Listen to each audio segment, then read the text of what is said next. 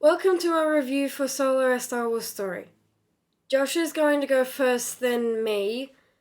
We are, we are going to talk about our non spoiler thoughts. Then later, we are going to talk about the spoilers. Anyway, when I first watched this movie, I immediately thought, like, as the movie was progressing, I thought that how the movie was introducing its characters, how it was setting them up, and how it was setting certain things up for future movies, that we know that that's how it's going to happen, and we know the outcome of certain things. We already know it, but we don't know how it happened. I thought how this movie wrote that was very lazy. I thought that how this movie was writing, how it was, this movie was building up these iconic characters and these iconic things that are in the original movies was done very sloppily, very lazy. Also, this movie, I will say, has some really choppy editing. I don't particularly like how some scenes are edited, or even how some scenes end.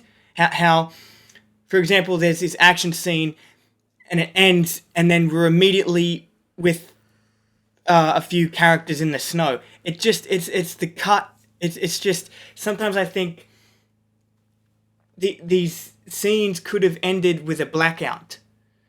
It just would have felt better. I don't know.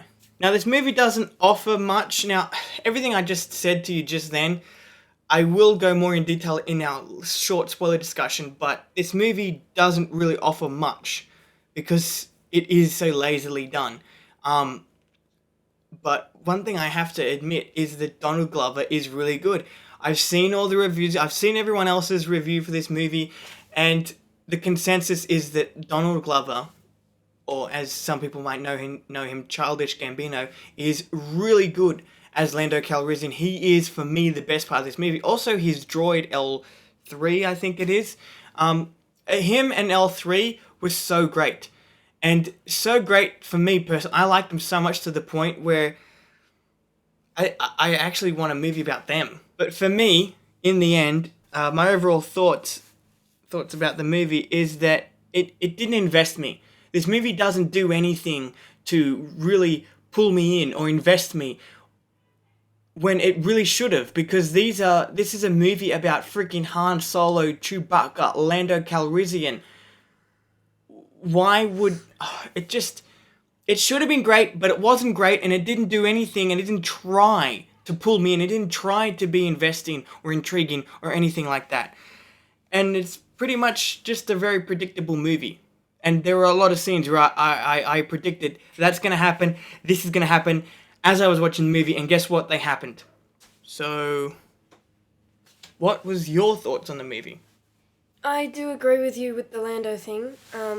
There should be a movie about him because he was pretty cool in the movie. Um, he is also one of my favorite characters in the movie. Just because he has a very funny sense of humor in the movie.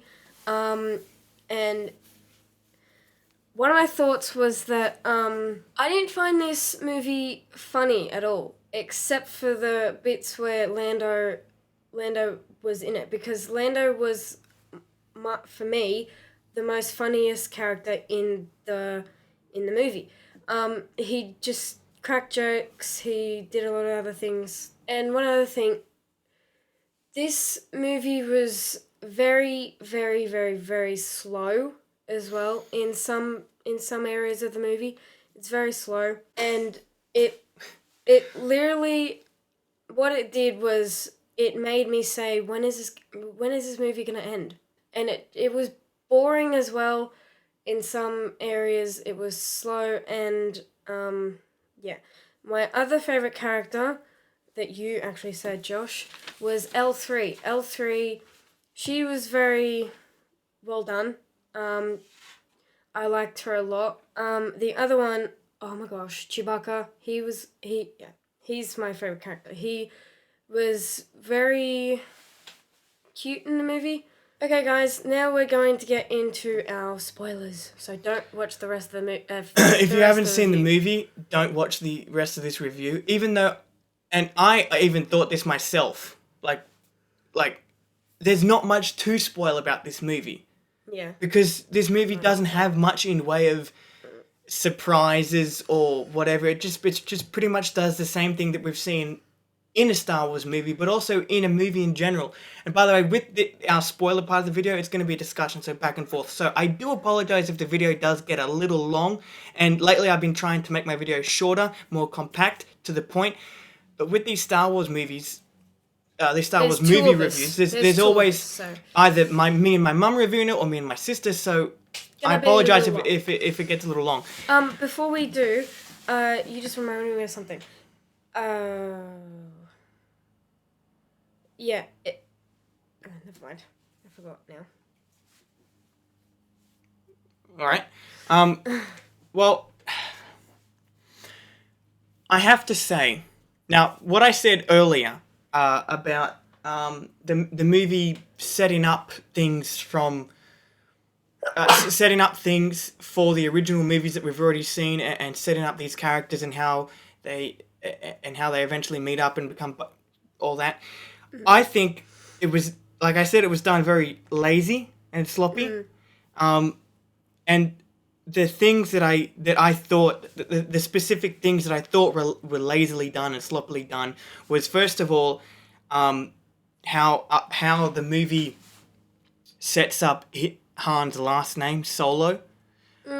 Where he's standing there talking to an Imperial officer, and the Imperial officer asks him, "What is your last name? What is your surname? Who are your people?" And he's like, "I don't have any people." And it's like, Solo. It's like, it's the dumbest They tried to make it important. They tried to make his last name important and be like this great reveal, and it's like, who the fuck, why is it important? It's just his last name. They even put music afterwards. Like they put like music.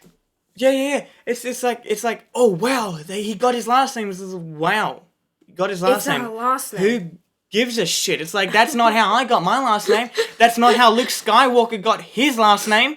Why is it important? Why couldn't he just be Han Solo from the fucking beginning? Also, another thing that I really hated, is how they introduced Chewbacca in this movie. Now, I have to say, I think, I'm not too sure because I'm not the biggest fan of Star Wars. I love Star Wars. But I think that how they meet in this movie has been mentioned before in previous Star Wars. Wait, who meets in this movie? How Chewie and Han meet. Oh, Sorry, I didn't stipulate that. But how Chewie and Han meet, I think, is meant to be. I think it's how they've mentioned it before in either the movies or expanded universe books or whatever. Yeah. I don't really know, but I don't really care. I don't really care that this is how they were meant to meet. I don't like the idea of Chewbacca being introduced as a beast. Han Solo being thrown into some muddy, grimy pit where the beast is Chewbacca. Chewbacca, yeah. To me, growing up with Star Wars, I always thought that Chewbacca was a character, not just a beast. He's a character with lines of dialogue. And even... And the scene for me gets even worse when Han Solo starts speaking Chewbacca. Oh my gosh. I'm not the only one who hated this, by the way. I don't see the point to that. Because in the original movies...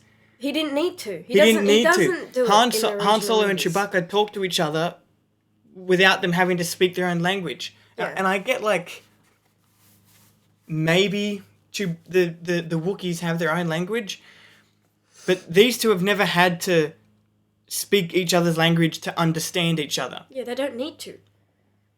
They understand each other with their own language, And it seems really pointless because in the very same scene, Han Solo is talking to Chewbacca in English, and Chewbacca's understanding him. Yeah, he was like nodding. Exactly. Yes. So what was the point of Han Solo having to speak Wookiee in the first place if Chewie was understanding him? Which doesn't make sense. It doesn't, yeah. It just doesn't make sense. And I really didn't like it. I don't get the point of it. Like, but it just, for me, came across pathetic because of the guy playing Han Solo, when he was trying to speak Wookiee or trying to sound like a Wookiee, sounded nothing like a Wookiee. The whole point of that scene was him talking to Chewbacca, right? And them getting to know each other. But the way he didn't sound like a anyway. It honestly when he started to speak Wookiee, it sounded like a horrible Wookiee or Chewbacca impersonation. It just didn't make it for me. He doesn't need to speak Wookiee because Chewbacca already understands him with English. Like if he said if Han says something and then Chewie understands him and responds. He doesn't need to speak Chewie's language. And Chewie doesn't have to speak his language. It's pretty unnecessary, pretty much like the entire existence of the movie itself. Anyway, another thing that I thought was sloppily set up for the original movies was the Millennium Falcon. Another unnecessary thing, and it's the design for the Millennium Falcon in this movie. Someone commented on our trailer reaction for the movie, right? That the ship that they use, that the Falcon that they use in the movie that was shown in the trailer wasn't actually the Millennium Falcon, that they were going to get a second one that was actually going to look like the iconic one. No, this one actually is the Millennium Falcon, and the design is different. And then I did see the Millennium Falcon different. Like it was. Yeah, it was different. And in the Castle Run, in the movie, the front part gets pulled off for it to finally have the ridge in the middle, like, you know, like the cut off bit in the middle, the iconic look of the Millennium Falcon.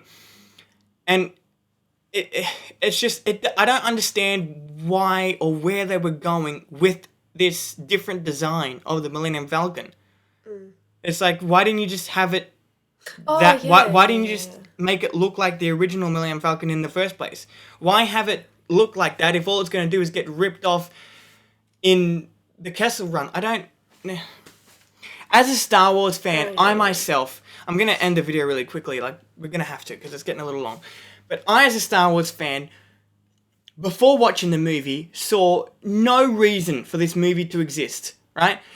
Leading up to the trailer and leading up to the movie itself, I still saw no reason for the movie to exist. And then when I finally watched the movie, I still saw no reason for the movie to exist. There is no reason for this movie to exist. And when you watch the movie itself, it doesn't try to make a reason for it. Doesn't try. There's no one part in the movie. There's not one part in the movie where I'm looking there and being like, oh, this is why this movie exists. This is the reason. It's just going over the same stuff that we have already heard from the original movies, and there's no reason to, because we've already heard it. We've already been told about all this stuff. We don't need to actually see it if we've been told about it. If you're going to go back and explore something, why don't you do something different, something that we haven't heard of before? Why not do that? Anyway, as a Star Wars fan, there is no reason for the existence of this movie. Even when you watch the movie doesn't do anything to justify its existence. And this is what I was saying earlier, but I didn't really go into it. I'm just going to end the review on this. We already know so much about the character of Han Solo because he was in all the original movies and The Force Awakens. We have had his story. We don't need a retelling of it. Lando, however, was only in 2 of them. He was in Empire Strikes Back for a little bit and Return of the Jedi for a little bit more. But we never actually got to know that much about him. So here's my brilliant idea. Disney should not have made a movie about Han Solo. They should have made a movie about Lando Calrissian because there is so much that we don't know about him or his story that they could have done so many new and different things, and also it would have been the first Star Wars movie to be about a black man. And then Star Wars would finally have their black Star Wars. That would be awesome. I would actually want to see that because I don't know that much about the character. Me too. Anyway, that's our review. I apologize if this review was a little long, but it always happens. Anyway, I guess you will see me in my review for Agents of S.H.I.E.L.D. Season 5. You may or may not see Sonia in our review for The Incredibles. I, myself, am not too sure if that's actually going to happen, but if you are going to see her next, that's probably what she's going to be in. Anyway. Bye, guys. See ya.